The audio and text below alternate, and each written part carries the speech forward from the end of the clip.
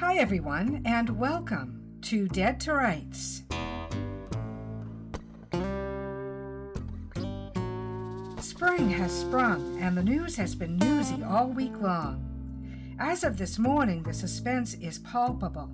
Unless you've been living under a rock, you know what I'm talking about.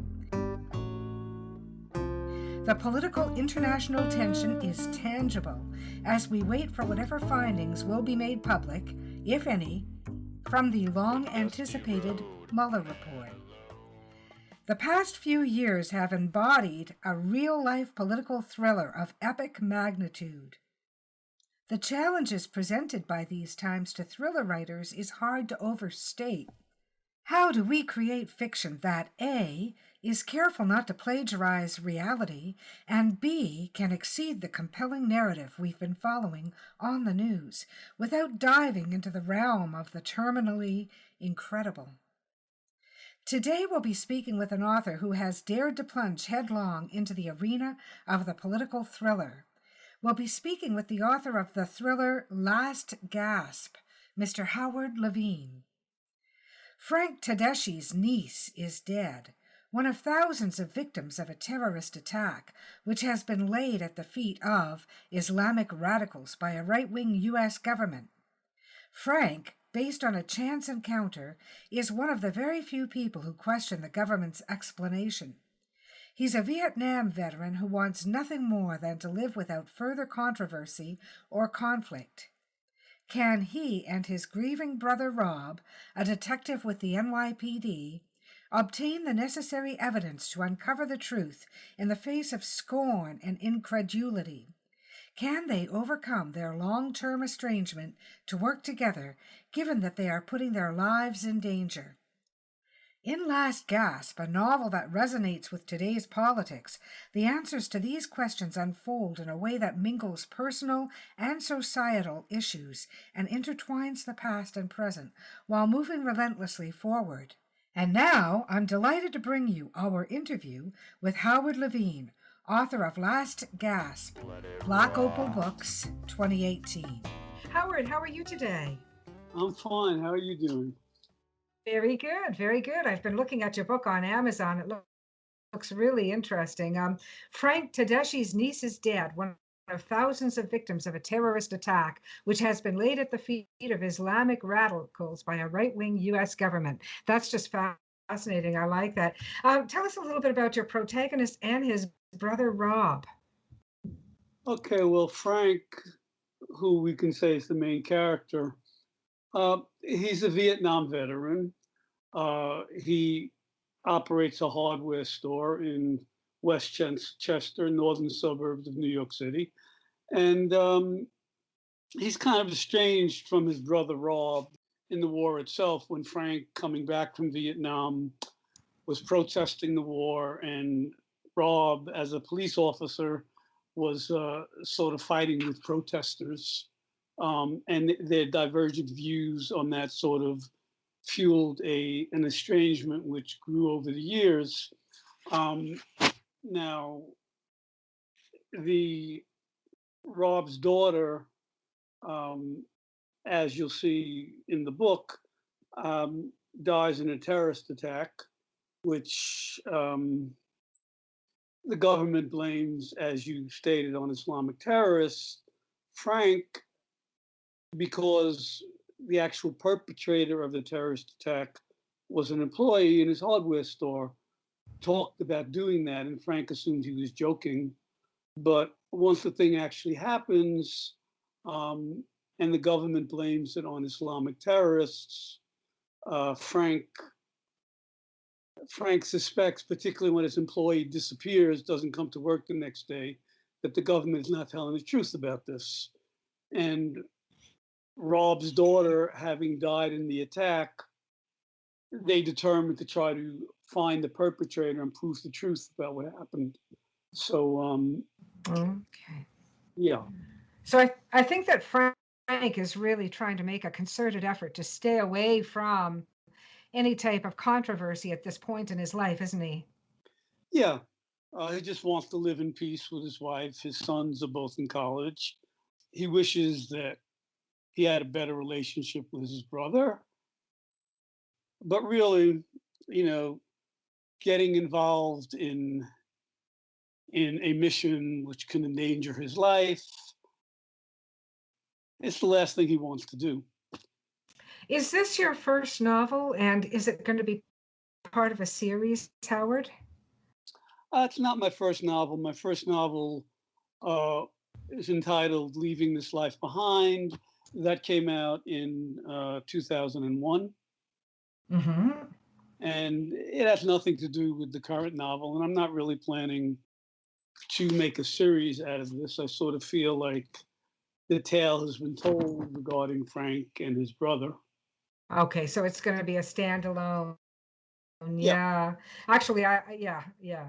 Um, what I wanted to ask you though about it is what brought you to this particular genre of terror? First of all, let me ask, is this a domestic terrorist attack or is it international? it's a domestic terrorist attack. It's basically the perpetrator is kind of something of a religious zealot, and the terrorist attack is perpetrated at a rock and roll concert given by a band that is heavy metal and considered to be very blasphemous. Okay, so Okay. um, and the idea then there's a motivation in terms of showing that blasphemy where um, evangelical Christianity is concerned, that blaspheming the principles that they are espousing is something that can be dangerous, and also there's a motivation in that the attack can be blamed on Islamic terrorists. Mm-hmm. So you sort of have a collusion, if you will, between evangelicals and a right wing government, Mm-hmm. which we see nowadays very much in our politics. Yes, yes, it's very timely. I was going to say that. Is what was the inspiration to bring you into that particular genre?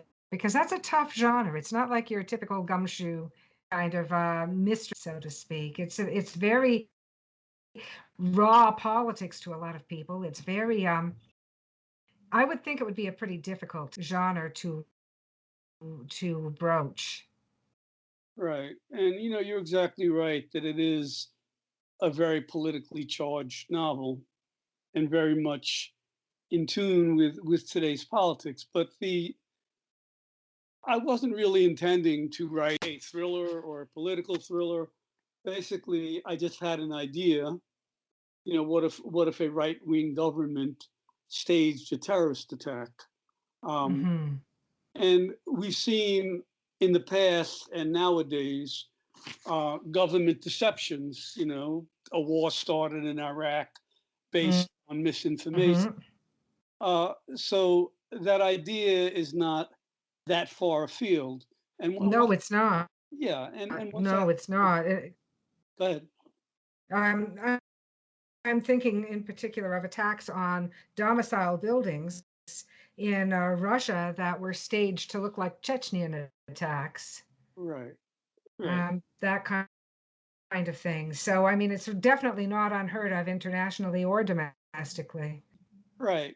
And the way that I write again is basically I get a central idea, and when that idea came up, I felt it was something that I could work with, and the characters and the twists and turns of the plots sort of unfolded as I went along. Um, but again, I didn't set out to write a thriller. Leaving This Life Behind and other novels that I've written that are not yet published, none of them are quote unquote thrillers, although I feel with all of them they are readable and the pages turn. Which is the most important thing. Absolutely. When did now? I'm just taking a little bit of a look at the Amazon page, and it's telling me Black Opal Books is your publisher. Yeah, and Black Opal Books has been I was very happy with their editorial process, with their production of the novel. Um, Mhm. and their accessibility. They're in Oregon. I'm in Maryland. Did Um, they design the cover? They did. The cover is actually very good. It speaks well for their work. Very interesting cover. I like that. Not that you're supposed to judge a book by its cover, but here we are, right? Right. Yeah, I think that people often do. So what's next on the agenda for your writing world? Well, I'm currently working on a novel in which a retired couple in Arizona rescues two undocumented miners from the desert and attempts to help them reunite with their father up north. Mm-hmm. Um, and that novel is coming along, but again, uh, I feel that it speaks to what we see in America today, to Yes, the political situation. Yeah. that's right. That's right. It is. It's a again very politically timely. So, what kind of expectation do you have in terms of completion for it? Well, I'm up close to page 100 now. Um, Mm-hmm. and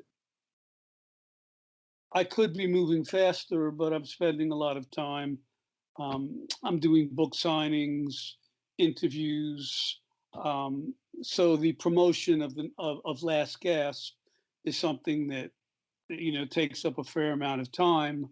Mm-hmm. But fortunately, I'm retired, so I can do both. But I Oh, probably, that's true. yeah. Terrific. That's terrific. Yeah, that does free up the time. Regarding Last Gasp, um, I think it's somewhat unusual in the thriller genre, in that the perpetrator of the central crime in the novel is known right from the beginning. That's how the novel starts, and the suspense Mm-hmm. in terms of unraveling what happened to him and locating him. Uh, the main characters pursuing him at the risks of their own lives, because the government is aware that Frank and his brother are trying to prove the truth about what happened. And you've got another layer, another character-driven layer here about the reunification of Frank and Rob, which is quite a human thing too. I'm not going to ask you to give away the end there, but I like that element, that dynamic that you've added in. I'm always drawn to strong characters and what happens in their lives. I think a lot of readers are. I think it cements. It's important to have a good plot that keeps the pages turning, but if you don't have characters, it loses me. I agree So, 100%, and um, I feel that the main characters in Last Gasp are credible and real, and the schism between them that they're trying to work out as they're trying to work together. It's something that's real, and that anyone who has siblings, um, and they've had some kind of rift with that sibling or gone in different directions, can relate to that. yeah, yeah. They always say, families they're not always easy. They're really not always easy. And I love to see families coming together and ironing out differences, especially now, because I think that in Western politics in general, I mean, I'm in Canada, but in Western politics in general, we're seeing rifts that are really brutal in our society, and families are being torn apart, friendships are being torn apart. We've got to find a way to disagree. And that sounds trite and it sounds overly simplistic, I know, especially I can't always follow it either. I see some people posting things that I'm like, no, I don't want to know that person. Yeah, I really don't. So, I'm guilty of giving into the rifts as well, but there has to be a way to come together. There just has to be. yeah, I agree, and I agree that nowadays more than ever, rifts over politics, beliefs, are sharper and more powerful than they used to be. But I also think you're right in that family is extremely important. And in the Hmm. novel, Rob, the NYPD detective, turns to his brother to help him. Hmm. I mean, the pull of family when the chips are down, so to speak, is still Yeah, there very much. yeah. And as my husband always tells our three children, your practice in how to be a social human being starts with your siblings. It starts with your family. And if you can agree to disagree with your siblings and still love each other and honor each other and help each other, it's going to take you out into the world with that kind of attitude. You don't have to stand down from your principles. You just have to be able to admit that other people have principles too. Right, right. And one of the things that happens in the novel is that their principles and their beliefs sort of they still have their differences, but there's a greater common ground. Mm-hmm. Um, Mm-hmm. you know, Yeah. they're working together, but also they're kind of seeing where each other is coming from a little more than they did in the past. Yeah. And age hopefully will do that too. It doesn't always, but hopefully age gives us a little bit of that longer view too. So Hopefully, that's what I hope as I get older, as this old girl gets older, you know. You got to hope for some wisdom, otherwise, what the hell have you got, right? You know? that's true. True. Anyways, the book looks really interesting. It's titled Last Gasp. It's available in Kindle and paperback. I'm looking at it right now on Amazon.com. So look for it by Howard Levine. That's Levine. And because we do have a few ways to spell that. And you should be able to find it pretty easily. I found it pretty easily on Amazon. Howard, thank you so much for talking to us today. Let it rot. Our thanks go out to Howard Levine, the author of Last Gasp, Black Opal Books, available on Amazon, Smashwords, and other great book and ebook retailers.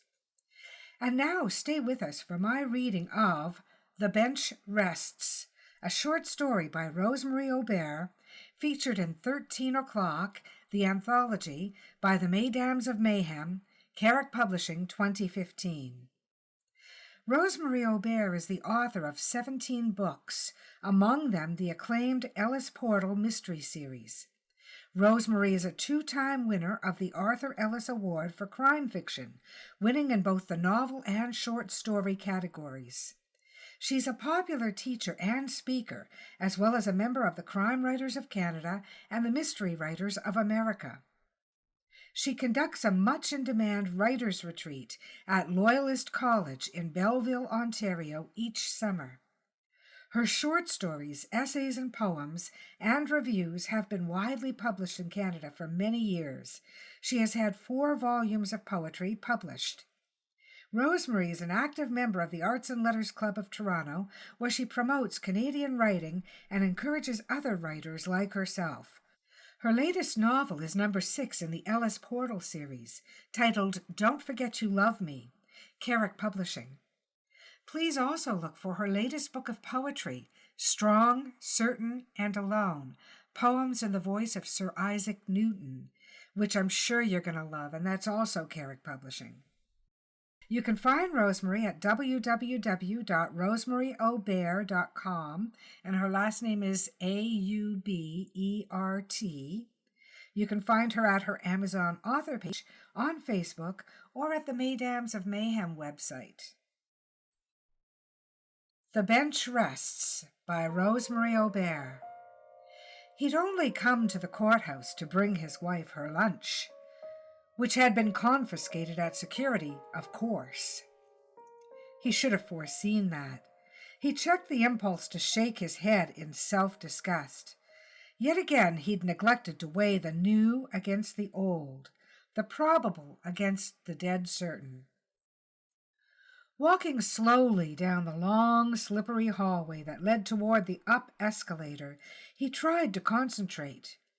What exactly had his wife told him about lunchtime? That her testimony might be finished by then? It had been 2 or 3 years, but he still remembered that the schedule of the court was as wily as a bronco, no knowing what time she'd really be done.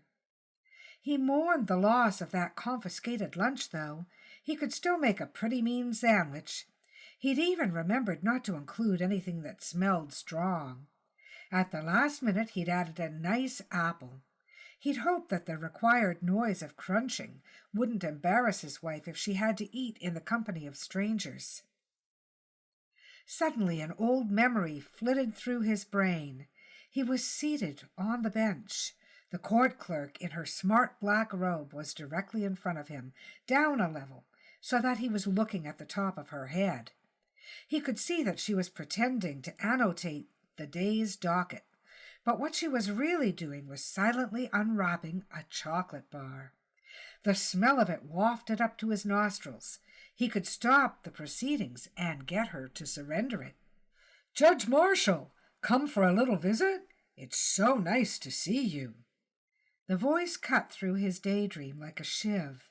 He turned and almost banged into a young lawyer with an armful of files. It surprised the old judge to see cardboard folders, pieces of paper sticking out of them willy-nilly, and a messy display of mismanaged paperwork. He thought they'd have done away with all that paper by now, put the records on the internet or something. "You've got yourself quite a pile of documents there," he said to the young man, stalling for time to remember his name. "Merkovich," the lawyer said, as if he knew what the judge was thinking. "I'm Dalton Merkovich. I worked with you on the Blaine case. For 3 years, actually." The judge nodded as if he recalled the whole thing. All he really remembered was that Blaine was a loser who had got what was coming to him for having killed his best friend in a fit of rage. He glanced at Merkovich. Prosecution or defense? He tried a fishing tactic. "Well," he said, "I guess our man's done a bit of time since you and I laid eyes on each other, eh?" Merkovich nodded, smiled. "Prosecution," the old judge decided. He nodded and smiled too. Squinting just enough to make out the number over the nearby courtroom door, but not enough to make Merkovich pity him, he gave the door a good push and let himself into the courtroom. It still smelled the same. The heat of the old cranky boiler system, the sweat of fear, the mustiness of papers long trapped in boxes and drawers, the hint of camphor from the mothballs that kept the legal robes from being eaten.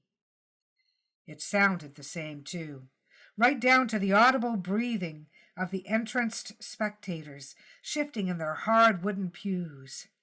Some of them were mere gawkers, but not all. It had long simultaneously amused and appalled Judge Marshall that spectators in murder cases always sat in 2 distinct groups: family and friends of the victim, family and friends of the accused, like witnesses at a wedding of the damned. "Judge Marshall, a pleasure. Come in." This in a hushed whisper from the guard at the door, who wasn't supposed to say anything, just usher people in. The judge raised his hand in a small, silent salute. The courthouse was full of well-meaning lackeys like the doorman. There was no way in the world he was going to remember the name of any of them. He tried to slide soundlessly onto a bench at the back. No such luck. The little metal pull on the zipper of his jacket scraped along the wooden seat. The sound reached the ears of the sitting judge, who turned her eyes on him for just a second, enough to embarrass Judge Marshall into sinking down onto the seat in a slouch. But in a minute he decided that the snooty-looking lady judge hadn't recognized him and wasn't likely to glance his way again. He sat up straighter and took the liberty of having a good look around. The first thing he saw was that he was sitting with the family of the accused. The man in the prisoner's box was surrounded by glass walls, guarded by 2 strong-looking young officers, and possibly even shackled to the floor, though nobody but the guards would know that. Yet it wasn't hard to see that the offender was a handsome boy, with a distinctive look that Judge Marshall thought marked him as Southern European, Spanish, maybe, or Italian. He'd taken as many ethnic sensitivity training workshops as the next judge, so he knew you weren't supposed to even think about such things. But a lifetime in the law, first as a family lawyer, then in criminal law, then as a prosecutor, and finally as a judge, had taught him to take note of everything. and he noticed that the man in the box looked exactly like the people sitting in the 3 spectator rows ahead of him. There must be 30 of them. Wait a minute. Roma! That's what they looked like. He was puzzling over whether that might mean anything, trying to remember things he'd lately read about the prejudice against that particular group, when he felt that someone was studying him as intently as he'd been studying his neighbors. Dismissing ridiculous old ideas about the evil eye, he looked up and saw his wife glaring at him right from the witness stand. He'd forgotten that he'd promised her he wouldn't remain in the courtroom during any portion of her testimony. He had very little idea of what she intended to say. They'd agreed to keep it that way. Well, it was too late now. He shrugged his shoulders. But she didn't see the gesture. Her eyes were back on the prosecuting attorney as he shuffled his papers, stalled for effect, spoke. One final thing, Mrs. Marshall. When you entered your garage on the evening in question, were you alone? Yes, my husband always goes grocery shopping with me, but he lags behind, talking to people in the elevator and things like that. I just go ahead and wait for him in the car. Thank you. The lawyer smiled slightly, then dipped his head in the direction of the defense table, as if he were turning over his witness for cross-examination with the greatest of confidence. The defense rose. Yet another young man. They all seemed like children, even the lady judge. Even the grandmothers of the accused were younger than old Judge Marshall and his wife. He almost let out a sigh, but he caught himself in time. You told the court you were headed out to do your grocery shopping the night my client was arrested, did you not? The defense began. He had a grating sort of voice, the kind Judge Marshall knew his wife hated. Yes, she closed her lips tight after that one word. And you also stated that you and your husband usually do your grocery shopping together. Isn't that what you told my friend here? He nodded toward the prosecutor, who did not respond. Yes, but... Judge Marshall tried hard to avoid eye contact. The reason his wife didn't want him in the court while she was testifying was because she felt he'd exercised some sort of undue influence on her. He thought that was batty, but she maintained that after nearly 50 years of marriage, she could tell what he was thinking by the way he was looking at her. What he was thinking was this, that the night his wife had seen a dark-haired man running through the parking garage beneath their condo, he had been sick in bed. He knew for certain that he'd stayed home that night because he'd watched the season finale of The Great Race. In fact, much as he would have hated to admit it, he'd really not been that sick. He'd just wanted to see who'd win. The show had been half over when his wife had walked out the door. He was sure of that, because the winner hadn't been revealed yet, and he remembered feeling relieved that he could watch the most important part of the show without her interrupting him by talking while he was watching, which was a bad habit of hers. Mrs. Marshall, the lawyer said, swaying a little. Judge Marshall wished the man would stand still, wished he could tell him to do so, as he had so often told lawyers in the old days. Mrs. Marshall, are you sure you allowed yourself to be unaccompanied during those moments in the garage on the evening in question? Don't you think it was rather late to be in an underground garage alone? I beg your pardon? His wife's tone was sharp. Judge Marshall knew what that meant. Her toes had been stepped on. I'm asking you whether you are sure there were no other witnesses present in the parking garage that late at night. You think I'm too old to go out at night? An audible gasp spread across the gathered court, the way a leak of air from a kid's balloon would spread across a condo party room. The head of the presiding judge snapped around. Just answer the question, she warned. By the look on his wife's face, Judge Marshall knew the exact thought that was going through her head. Nobody can tell me what I'm too old or not too old to do. Maybe I can rephrase that a little, the lawyer said. He glanced toward the jury, and for the first time Judge Marshall took a look at the lucky 12. There was a pretty good mix of male and female, young and old. A witness like his wife was a sure bet with a jury like that. They would believe whatever she said. The old people would identify with her as an equal.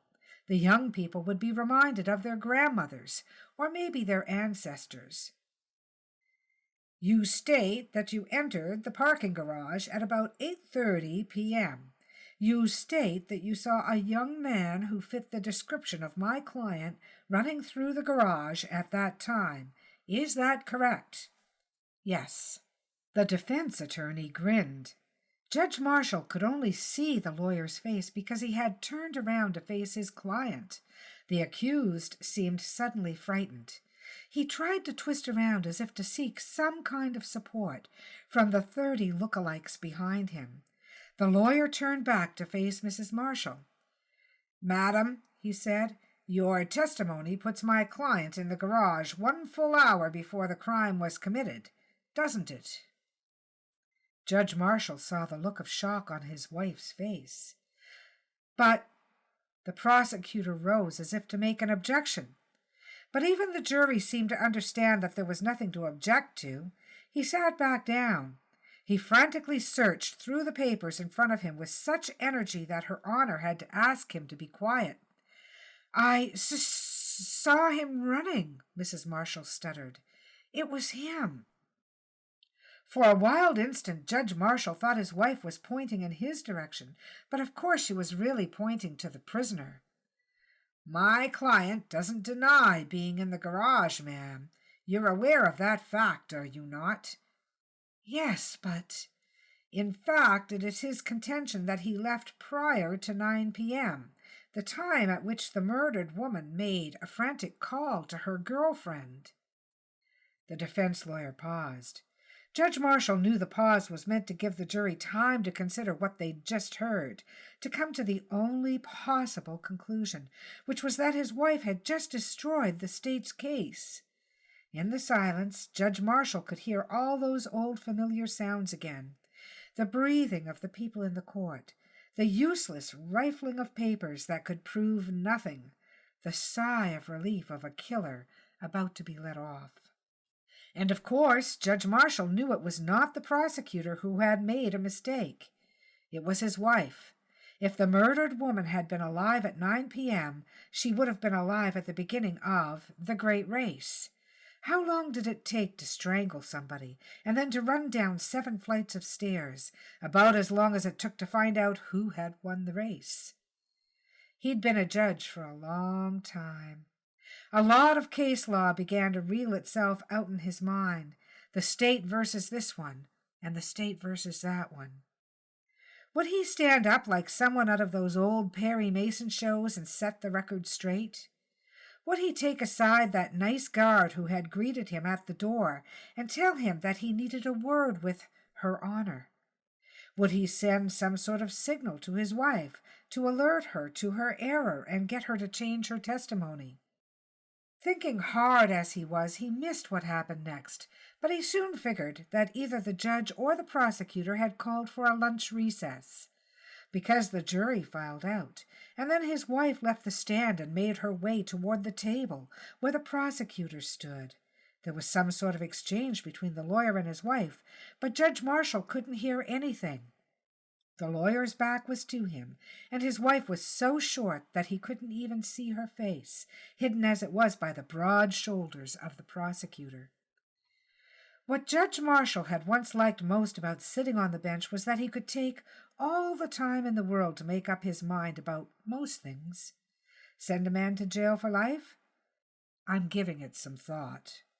Call a mistrial and begin all over again at a cost of $200,000?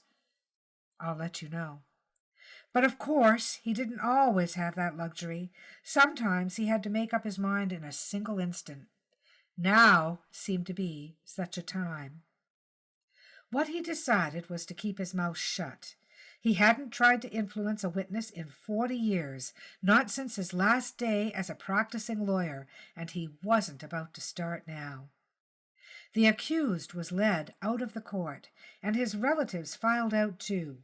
Judge Marshall was the last one of the spectators to leave. Just as he got outside the door, he heard a familiar whisper.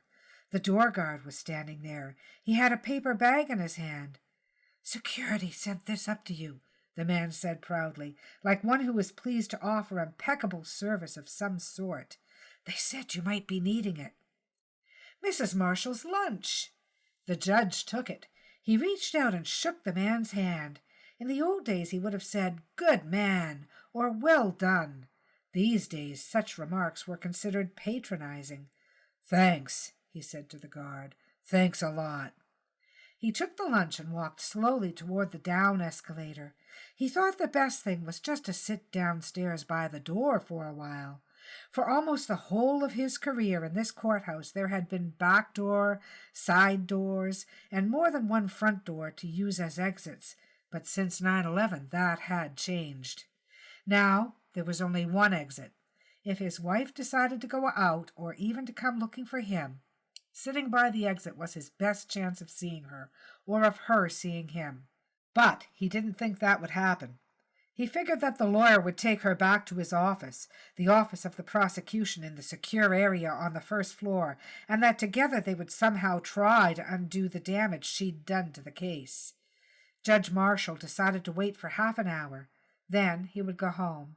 And if she wanted to explain what had happened, how she had made such a terrible mistake, then she could tell him. Otherwise he would just keep his own peace. Concentrating as he was on these thoughts, he jumped when someone was suddenly standing in front of him, blocking the light from the exit's barred window that had been installed right after 9/11. "It was 8:30. You and I have gone grocery shopping every Thursday at 8:30 since we moved into that condo. Plus, I probably would have checked my watch to make sure the store would still be open." "If we did the same thing every week for years," Judge Marshall said, "why would you need to check your watch? Besides, that store's 24/7, has been for 5 years. "Don't talk to me like I have Alzheimer's," she said. The grim possibility had never occurred to the judge, but it did now. He looked at his wife. Nah, she had just made a simple mistake, that was all. "Everybody's wrong once in a while," he said. "Want some lunch?" She glanced at the paper bag, where he'd placed it on the seat. "Why don't you sit down for a minute?" He picked up the bag and patted the empty place beside him. Mrs. Marshall sank into the space. She'd always been a small woman. That was one of the things he loved about her. In the old days he used to call her my pocket wife, the way he called his favorite book My Pocket Criminal Code. She seemed smaller than she'd ever been. No, he reminded himself, that was stupid. "I told that lawyer right from the start that I was in that garage. He looked in all his papers, but he can't find where he wrote it down. He thinks I'm the one that made a mistake. He thinks he can still fix things if—" She looked up at him. He could see she was fighting the urge to ask him for help. "It's a good sandwich," he said. "No onions." She accepted half the sandwich and took a bite. She chewed carefully, swallowed, shook her head. When people do the same thing every week of their lives, how can they make a mistake about what they did? Judge Marshall didn't answer. He was thinking about the Blaine case, the one that Mirko kid had worked on with him. He remembered there had been some sort of time mistake there, too. It wasn't that unusual for several witnesses to an event to give differing times for the same occurrence. One of the things that working in court for 50 years, heck, no, for 50 minutes, soon taught a person was that eyewitnesses were often the worst kind. And the more eyewitnesses there were, the more conflicting stories might be told. In the Blaine case, Judge Marshall had seen a discrepancy right from the word go. Of course, it wouldn't have been his place to say anything to the witnesses, though he might have held some sort of a hearing with the lawyers if it had become necessary. But it hadn't been necessary. The erring witness had suddenly remembered that on the night in question she had been on the way to her sister's birthday party. An easy-to-remember event like that, the jury had believed her. The erroneous testimony had been rescinded. The record had been corrected. But what did that have to do with his wife? She was picking at her sandwich, as if she had no appetite. "Something wrong with the sandwich?" he asked. "No." "Not fresh enough?" "What?" "I used the lettuce we bought last night." "Last night?" "Oh, come on," he said with mock impatience. "Now are you going to tell me that you can't remember that we went grocery shopping last night?" "That's right," she said absently. "It's Friday today. Thank God." "Thank God?" "Yes, no matter what happens to me this afternoon, there won't be any court tomorrow." "Nothing's going to happen to you this afternoon," he said. But it was a sort of lie, because at the very least there would be some sort of re-examination, and that would give the prosecutor plenty of time to grill his wife.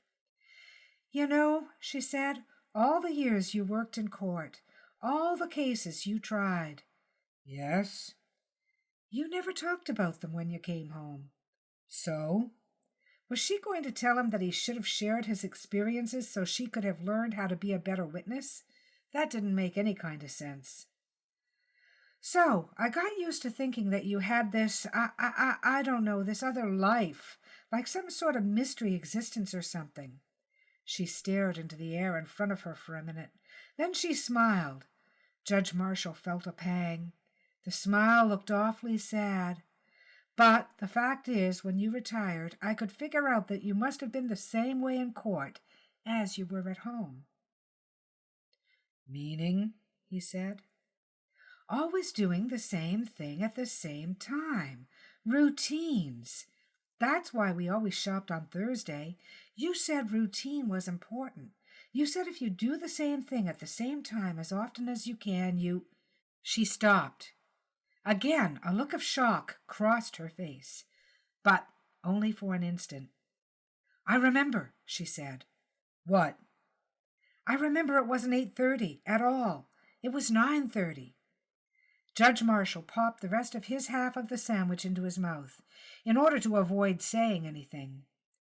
"You weren't with me because you were sick. When it got to be almost 8:30, I asked if you were ready to go, and you said you didn't think you could handle it. I told you I'd wait half an hour to see whether you might feel better, and I did wait. But by the time I got my cloth shopping bags together and checked with you to decipher the list you wrote in your terrible handwriting and found my own keys to the car, it was past 9. I remember that I thought it was great the way you didn't tell me it was too late to go out by myself." Judge Marshall laughed. But his wife became agitated again. "How am I going to convince them?" "Of what?" he asked. "How can I make them believe me that this time I know what I'm talking about?" He could have offered to speak to the prosecutor and offer himself as a witness. He could have told his wife about the great race, admitted that he'd not been as sick as he pretended to be. He could have quoted those cases he'd thought of up there in the courtroom when he'd realized she was making some kind of fool of herself. But he didn't. He hadn't worked in the courts for 50 years without realizing that justice, like every other game in town, is a crapshoot. Before she'd gotten into this mess, she'd told him to stay out of court when she was on the stand, because she knew that he could influence her. And even without his legal training, without his having told her year after year what he had been doing all those days in court, she had understood that it wasn't fair for her to use any recollection except her own. That hadn't changed. She was the witness, not him. And she was a cute little old lady. A jury who didn't believe her deserved to be responsible for letting a murderer go free. Judge Marshall reached into the paper bag on his lap. "Look," he said, "an apple. Let's share it." "Like Adam and Eve," his wife said. "No," he answered, "like you and me. Every man for himself." The end. I just want to take a moment to digest that story again. It's one that I loved when we first published it in 13 O'Clock, our Mesdames of Mayhem anthology, with time and crime as the theme, because the story is so incredibly poignant. And all of us who are aging, and even those of us who are young and may have aging parents or grandparents that we love, can relate to this story by Rosemary Aubert. I want to thank Rosemary for bringing this story about the inevitability of time and the uncertainty of justice. Please look for Rosemary Aubert on Amazon. You are sure to fall in love with her work. Thanks also to today's author guest, Howard Levine, who wrote Last Gasp, a political thriller. And finally, our thanks to you, our listeners, for tuning in each week to Dead to Rights. Please tell your friends. I know that Dead to Rights is a niche podcast, and it won't be for everyone, but we do our best to zero in on the topics and challenges that face the literary community, with a special view to both readers and writers. Are you a published crime writer? Would you like to be featured on Dead to Rights? We'd love to hear from you. Please contact us at carrickpublishing@rogers.com, and Carrick is Carrick, and say Dead to Rights interview in the subject line. We're now scheduling for 2019, so reach out today. If you have questions related to the book industry from me, Donna, or for any of our featured authors, send me an email.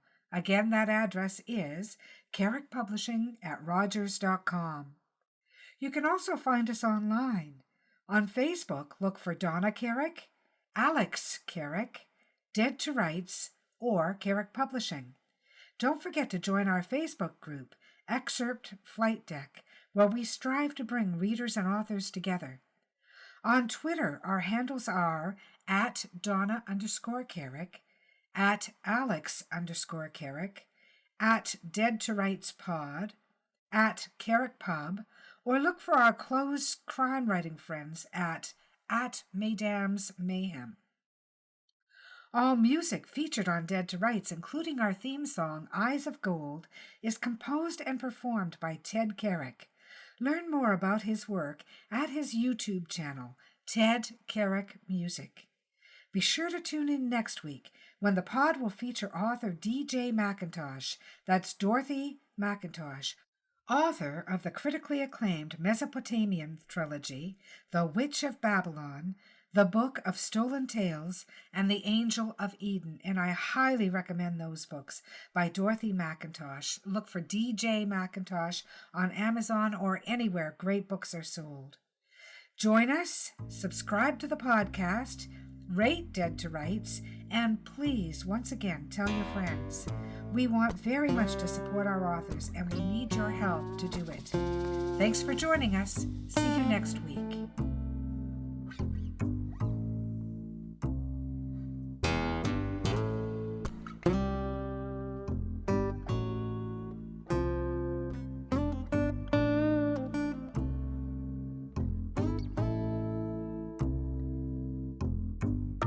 A dusty road, a man alone. His vital signs go on hold. And I don't know what you've been told, but the years have turned my eyes gold. And I told you what you told me, we'd never be in the same boat for free. Yet it rides, let it rock.